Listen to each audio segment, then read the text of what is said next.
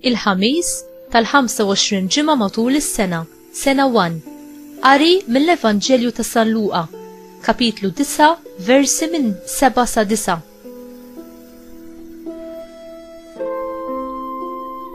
F'dak iż-żmien, Erodi t-tetrarka sema b'dawn il-ġrajja kollha u beda jitħasseb għaliex xi wħud kienu qegħdin jgħidu li Ġwanni qam mill-imwiet, waqt li oħrajn qalu li der Elija u oħrajn li qam wieħed mill-profeti tal-imoddi.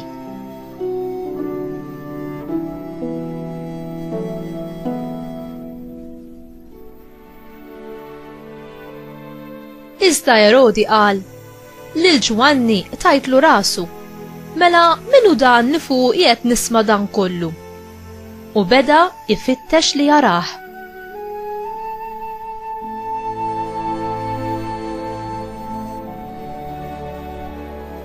Il-kelma tal-mulej, tifħir lilek Kristu.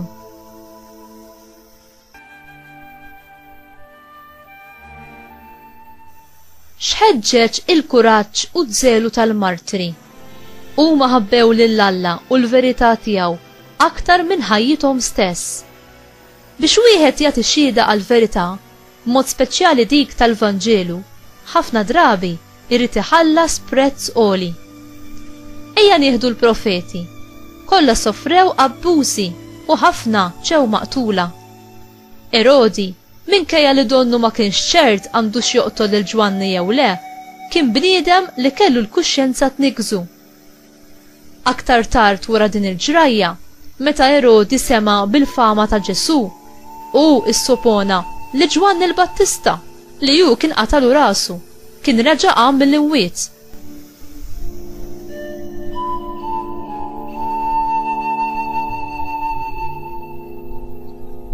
Sfortunatament, għal Erodi ma rnexxilux jeħles mid-dnub billi ħeles mir-raġel li kien jakkużah bl-istess dnub. Erodi kien raġel dajjef u kien jieħu deċiżjonijiet qawwija fuq affarijiet ħżiena meta fl-istess waqt kien jaf x'inhu tajjeb. Din it-tip ta' attitudni kienet turi djufija u kemm kien beżżieħ.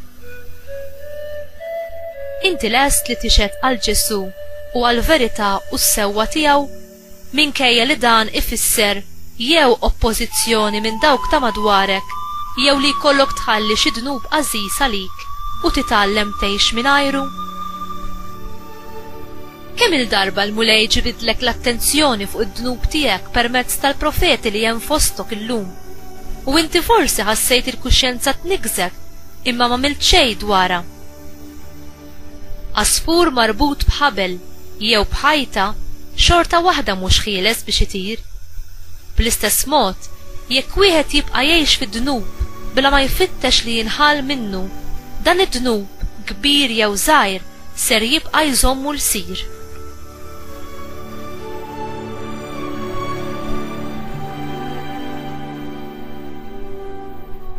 Mulej, għatini kuxjenza sensittiva u qawwija ħalli nkun nista' naraf il-ħażen għal dak li hu u nindem mill-mod kif offendejtek.